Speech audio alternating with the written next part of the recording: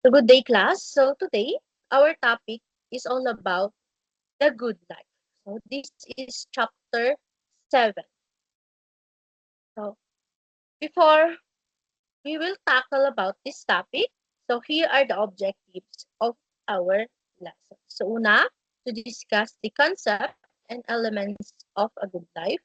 Number two is to examine the role of science and technology toward achieving a good life. So let me ask you something, class. Makes life good for you? Is it happiness, success, or relationships? So today, we will going to explore the different ideas about the good life and reflect on what truly gives our life meaning.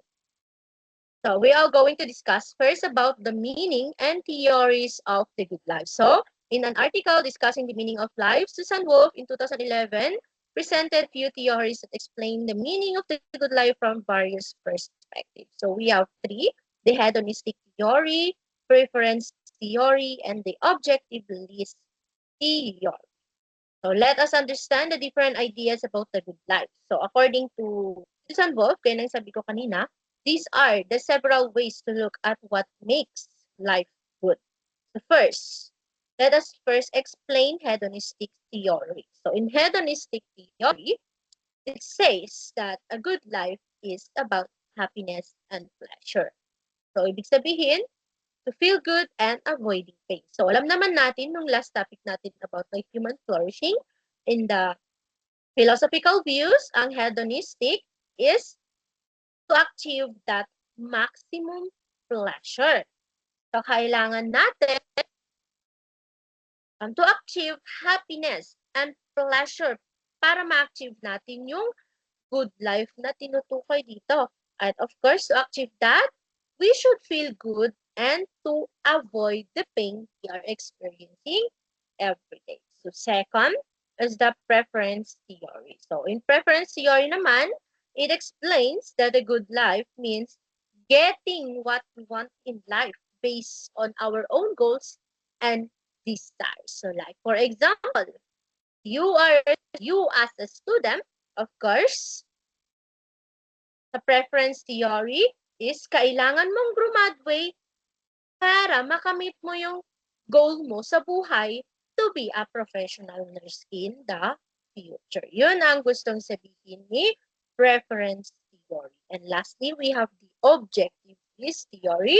So dito naman, it tells us that a good life includes important things like una, relationship, pangalawa, knowledge, and personal growth. So, even if they are not always easy or enjoyable, syempre kailangan natin ang mga ito para makamit natin yung success sa buhay. So, in the end, we learned that happiness and meaning are both important. So, a good life is not just about feeling good, but also about having purpose, commitment, and meaningful experiences in life. Next, let us discuss about the elements of a good life. So, the idea of what a good life is good could always be traced to the classics of philosophy. So, in relation to this, Antonio Macaro in 2018 listed some of components of a good life based on the writings of Aristotle. So, she provided various criteria that may constitute a good life. So, meron tayong 5. So, unang-una dyan, yung success at material comfort. So, naintindihan naman natin kung anong ibig sabihin yan. Yan yung iba't iba ang meaning ng success sa bawat tao. So, iba't iba tayo ng goals sa buhay. And of course, yung material things na tinutukoy dito is, for example, yung money at comfort na kinakailangan natin para makatulong sa atin sa buhay. Pero, hindi sila ang pinaka-importante. Kasi alam natin, ang material things, ito lang yung ginagamit natin to sustain our needs. And number 2 is pleasure. So, pleasure ay mag-enjoy sa buhay.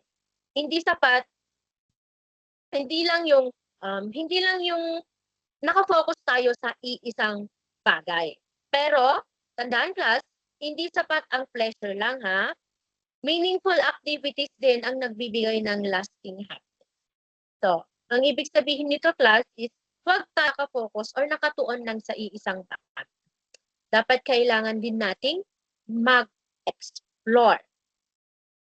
And number 3 is the relationship. So, alam naman natin, when we talk about relationship, so it simply means family mo, friends, community, and of course, mga classmate mo or kahit mga ka-work mo. So, sila yung nagbibigay ng support at fulfillment sa atin. Because having a strong relationship equal to good life. Number 4 is the reason and virtues. Dito naman, kailangan gamitin ang isip para gumawa ng wise decisions sa buhay.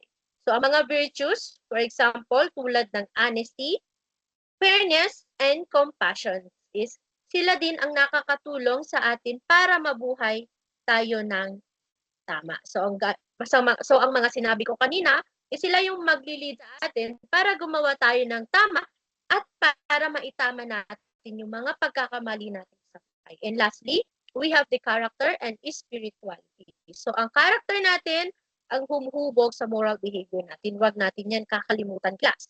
So, spirituality o values naman is sila yung nagbibigay ng purpose at direction sa ating buhay. At tandaan, ang character mo ang nagpapakita kung sino ka. And of course, with spirituality and values, sila naman ang nagbibigay direction at purpose sa atin. So in short, isang good life is having a balance like success, enjoyment, strong relationships, wise decisions, at magandang character with purpose. Next is we are going to tackle the steps toward the good life. This is a novel arrow model. So makikita niyo dyan yung arrow. Una, relationship to work and leisure. So this model works like an arrow. So each step is important to reach a good life. So ang model nito is kay Ann Pesci in 2008. So una dyan, yung relationship. So, ang relationship dito is to build strong connections with family, friends, and community. Number 2, balance. To maintain balance between work, family, and personal life. And of course, health. Siyempre, having a good health is essential for us. And secure income. So, stable income provides comfort and security. So, plus, kailangan dating maging masinop. Lalong-lalo na sa panahon ngayon. Kailangan nating magtipid. At syempre, kung may natitira pa sa allowance nyo na binigay ng mga parents nyo or mga pera mo dahil sa pagsisikap mo, kailangan mo din mag-ipon kasi hindi lang para sa pamilya mo, kundi para din sa sarili mo. Lalong-lalo na at tumataas na yung presyo ng bilihin ngayon, lalong-lalo na din sa petrol. And number 5 is fulfilling oneself. It's here that engaging in activities that bring satisfaction and personal growth. So we need to engage in some activities that could satisfy our daily needs and of course to sustain or to satisfy our personal growth. Number 6 is values and spirituality. Gaya ng sabi ko kanina, we need moral values and spirituality so that magkakaroon tayo ng purpose sa buhay at guidance natin din yon sa ating buhay. And lastly, the work and a leisure. So, balancing work and free time leads to happiness and less stress. So, ulitin ko na naman, wag tayong magtuon sa isang bagay. So, kailangan dapat balance. So, in short, this arrow model, by following these steps, increasing the chance of us to live a meaningful, fulfilling, and balanced life. Now, tatalakayin naman natin kung ano ang relation ni science and technology as means to a good life. So, kung mababasa nyo dito, Science and technology influence how people live and interact. Number 2, they can improve health, communication, and quality of life. Number 3, technology should support human values and ethical responsibility. Science and technology are tools, not the final goal of life. So, ang ibig sabihin nito, class,